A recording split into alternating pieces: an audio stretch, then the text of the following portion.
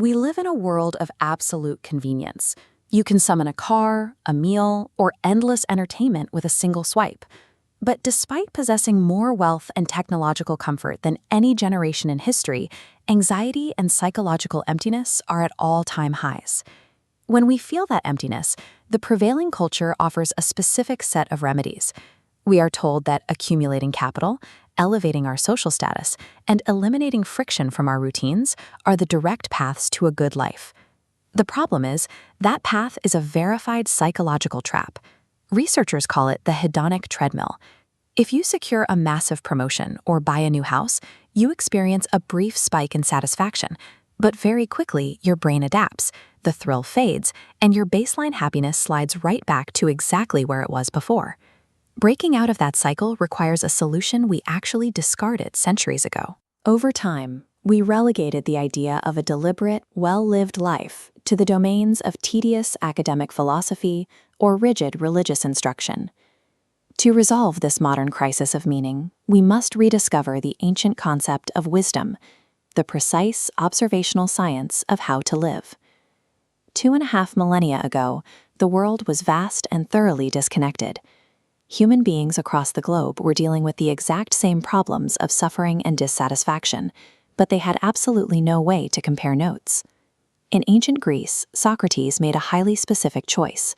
Rather than studying the mechanics of the physical universe, he dedicated his life entirely to understanding the mechanics of human virtue.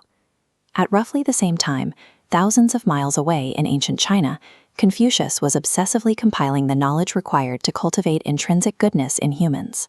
Further south, in India, Siddhartha Gautama, the Buddha, was systematically deconstructing human desire, detailing an exact set of truths required to extinguish mental suffering. And in the Middle East, Jesus of Nazareth built an entire movement strictly focused on mercy, spiritual depth, and the explicit rejection of earthly materialism. These men lived in completely distinct environments. They shared no trade routes, no internet, and no cultural overlap. Yet, when they investigated the mystery of how to live a good life, they all produced the exact same answers. Researcher Dr. Andreas Fischer mapped their surviving texts onto a single table. The cross-cultural alignment is exact. Look at the second and third propositions. Across the board, these texts argue material possessions cannot bring lasting happiness. They independently concluded that chasing wealth is a distraction from cultivating character. Or look at Proposition 1. The instruction to treat others as you wish to be treated appears identically in the Greek Republic, the Gospel of Luke, the Confucian Lun Yu, and the Buddhist Samyutta Nikaya. Modern culture tends to view these overlapping instructions with skepticism, writing them off as outdated behavioral controls or simplistic moral platitudes. The consistency across these cultures suggests that these shared propositions describe the actual requirements for human well-being. In the 21st century, empirical psychology finally developed the metrics to test these claims clinically. We replaced philosophical debate with data sets, and the data validates the ancient warnings. Clinical studies tracking the relationship between income and well-being prove that once basic needs are met, pursuing excess capital is a statistically inefficient way to improve your life. The adaptation effect is simply too strong.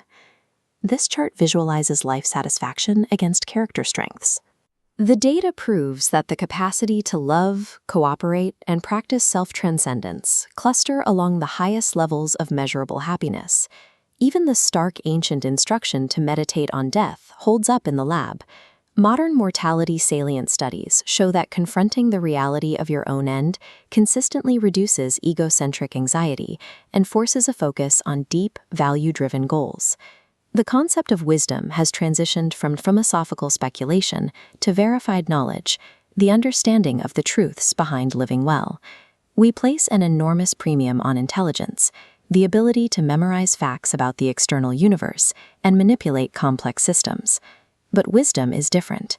It is knowing the exact mechanism of human nature. Understanding that mechanism intellectually does almost nothing for you. The data only translates into a better life when an individual internalizes the knowledge and applies it to their daily behavior. The principles of a fulfilling life have remained accessible for millennia, and they are now supported by empirical research. The formula for human happiness is verified, and it is freely available. The only question left is whether you will keep running on a treadmill that goes nowhere or step off and choose to apply the code.